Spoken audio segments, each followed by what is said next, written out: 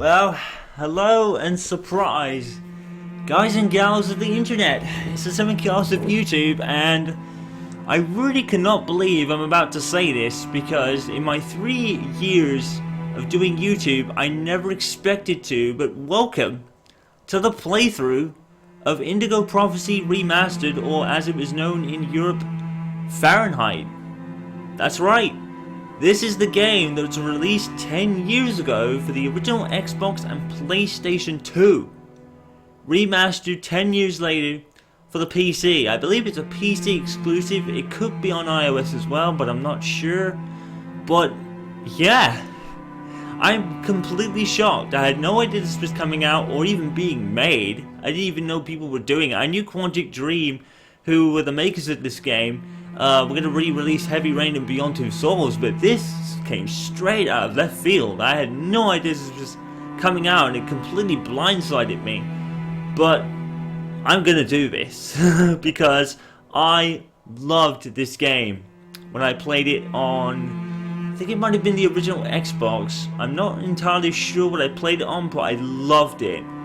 And it really, I think it was the very first game from Quantic Dream, who then went on to make other masterpieces such as Heavy Rain and Beyond Two Souls, which have since been remastered on the PlayStation 4. Well, at least at time of recording, Beyond Two Souls has. Heavy Rain is coming out later. But this one completely took me by surprise. It was actually the first of the 3 to be released for PC, but I never knew it even existed. I was like, whoa, okay. So, as you know, this is a PC game. This is going to be my first PC playthrough, and full playthrough that is, because I already have done PC stuff before. This is going to be my first full PC playthrough, and I cannot wait, because like I said, I loved this game when it first came out, so let's get right to it. I might have to go to my PC momentarily in a second, just to do the controls, but right now my Xbox 360 controller is working, and yes, I am using that, because if I use keyboard and mouse, I'm going to suck ass. Because, you know, you can blame my family for that, because had I not picked up a Genesis controller, I probably would have been a PC gamer, but my family decided to buy me a Sega Genesis, or Mega Drive as it was known in the UK, and it went from there. So, yeah, pretty much. Game controller was detected. You wanted to configure it? No, we'll work it out. We'll work it out. We get there. The game has froze, is it? I might have to go straight to my keyboard. Give me a sec. I don't need to configure it. I think it already. I think, from what I've heard, it configures it already. Now that's going to be a problem. The game actually skipping momentarily to my desktop. Now, I have an Avery Media capture card. I think I had to configure the controller. Now I'm thinking about it. Shit. Did I screw up? No, I can set the game controller. I'm gonna reset. Alright. We'll go back to the options in a moment, but yeah, you're probably gonna notice that it cuts out to my desktop for a second. I have no idea why. I guess it could be the game is particularly old. You know, it's 10 years old at this point. Now, I have an Avery Media capture card, and sometimes the Avery Media doesn't agree with the computer going into desktop mode. Like that. I don't really know why. I've noticed it during a stream on the PC I ran a while ago of F1 2015, that it doesn't really like going in from desktop into game or game into desktop. So I don't know how much editing I'm gonna have to do. Hopefully not that much, but if I do, I do, and I'll just put it all together as one video. So it's not really gonna be that much of a big deal, I guess. Alright, so visual will have as it is, I think. Yes, it says 1080p. Yes, I'm recording in 720p, so you're not going to see it. But this game's 10 years old anyway, so it's probably not really going to make much of a difference if we put it on high-res settings. Yeah, but I don't think there's going to be much of a difference, because this game is like 10 years old. So, well, I don't know. It could look... like I said, I haven't played this game in so many freaking years. It was definitely before Heavy Rain came out. It might have been in 2005, actually. It might have been. There's the subtitles. That's what I was looking for. But yeah. Another thing to point out is that you might hear an echo from the game. That's because I'm having to have my speakers on whilst playing it, because like the PS4, I can't have... is there a headphone jack in these? Probably not, actually. No, it's not. Right, so I can't do what I'm doing on the PS4 and plug it into my surround sound headphones. That's annoying. We'll have autosave on. We'll have it on normal difficulty. So you might hear something, you may not. I hope not, because the game audio on its own and my commentary might be loud enough for you to muffle the sound. That's it. In the game. So hopefully this will go off without a hitch. I'm not really holding my breath because I haven't done a PC game yet. So this could go horribly wrong or be great. Let's find out and get into the game, shall we? This is an absolutely fantastic game, guys. It's not a story-driven with choices matter. No, it's story-driven, but it's not really as choices matter as, say, Heavy Rain or a Telltale game or Life is Strange. It's more just story-based with branching dialogue. Is that the word? We understand the different world options. around us, but Something we like really that. only see the outside, what it seems to be. I used to be just like you. I believed in humanity, the newspapers, soap commercials, politics, and history books. But one day, the world kicks you in the teeth, and you don't have any choice but to see things the way they really are. My name is Lucas Kane. My story is the one where an ordinary guy has something extraordinary happen to him. Come to think of Maybe it, it was supposed to happen.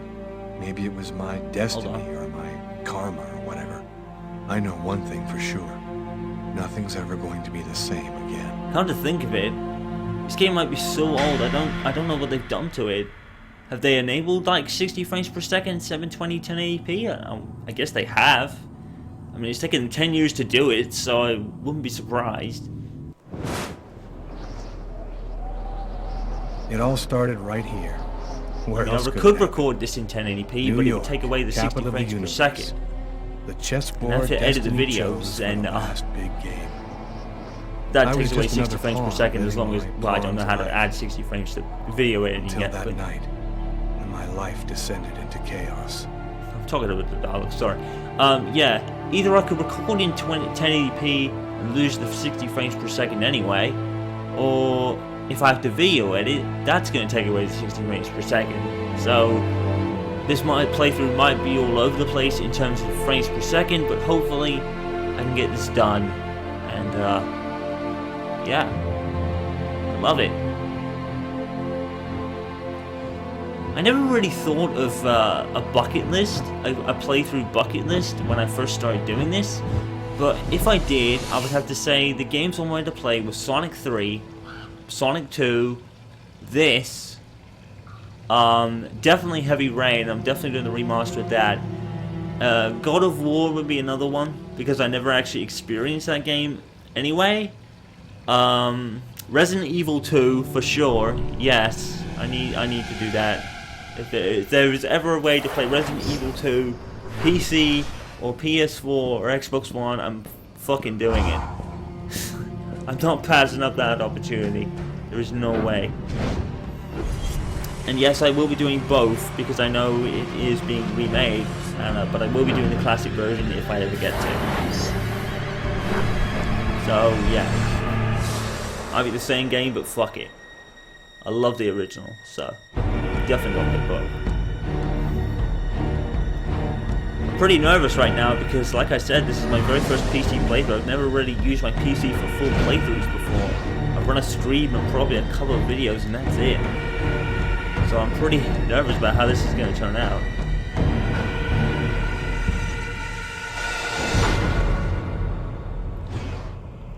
Right now, though, I'm looking at it through my monitor. The graphics look damn good, actually.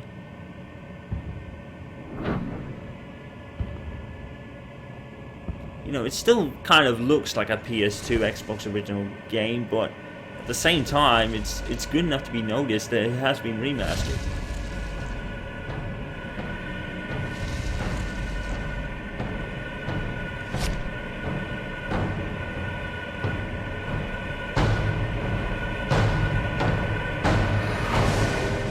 We're gonna peep out peeking into the most random mind of the most random person who did the most random heinous act of murder. And we see this. That was horrible, wasn't it? I don't know what I meant by that. But it was, yeah, that was just so random. What have I done? It was completely at random. This game is gonna creep you the hell out. But at the same time, it's fantastically done. It was like a dream.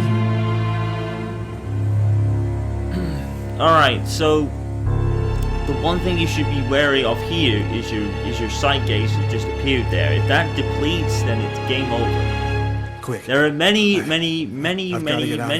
you can get game over in this game, and every time you do, Lucas or whoever gets a game over will say a totally different thing. So I think what we're going to do here is we're going to initiate a game over right here and show you what I mean. And then we'll do one later. The game overs are really good in this game. I actually like them. I'd spend most of my time after completing the game going and finding all the ways I can die and get a game over. What happened, Gabe? It's just so intriguing to see what he would say in this certain thing. Some of it is really fucking creepy, like... Ooh. And that's how my story... A couple of really, like, creepy The ones. cop, who thought at first that I was injured, opened the door to the toilets and found the body. I'll be spending the rest of my days rotting in some prison somewhere. I'll never know exactly what happened to me that cold night in January in the toilet of an East End restaurant. Because as far as everyone else is concerned, I'm just a killer. So I'm probably going to get another skip roundabout now as I hit continue.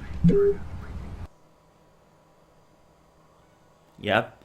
So that's annoying. Every time I'm going to have to like restart the game or restart the checkpoint, I'm going to get fucked because it's going to go back to desktop. So I don't know what the results are going to be, but hopefully we're getting off without a few hitches here. It's going to be edited, so it's not that bad if it is having to be like that. And one's really creepy. I remember one, if you deplete Lucas's sight gauge there, he gets put in the asylum, and it's just, oh my god, it's fucking creepy. It gives you nightmares. Seriously. I've got to get rid of it. There's a couple of these that give you freaking nightmares and scares, man. It's creepy shit. I'll try and point out of them as many as I can, because I do like the game overs in this game. Might be creepy and scary, but I'm 26. So I hardly get started by this shit. You know, it's not like Until Dawn, where jump scares happen immediately, like out of nowhere. Now you're gonna see what I mean when I said that this game isn't really like based on your choices as much as some other games, because as you can see, I'm kind of cleaning up the evidence here, but the guy's still gonna get found. Obviously, to advance the plot. So, you know, this is just to kind of fill up your sight gauge and stop yourself falling into dangerous mental state that you could one wrong move and you could get a game over and you have to start over. The checkpoint system's really good though, as far as I know. Coin. Might come in handy. I think the one thing you can do with this coin, as we walk out, see now like the walking out is much better because you've cleaned up the evidence and you've cleaned yourself up. You haven't left in a hush, so you don't bump into the waitress. One thing you can do is call the main character here, Lucas's brother. You can call him, and that's why I called him Lucas, because he's the main character of the game. You can call his brother, and oops, I think I was gonna do that. You can call his brother, and it'll actually lead to some evidence to pick up later in the game. For the later characters, if you like. So let's do some of this stuff before we move on.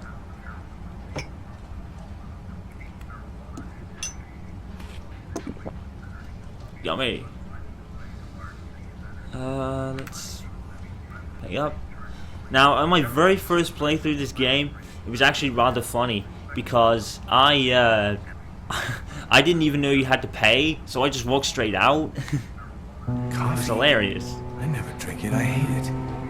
Was I with someone? I can't remember anything at all. Yeah, so I walked out without paying, and the waitress was like, where are you going? You haven't paid. I was like, oh, okay. So that was rather funny.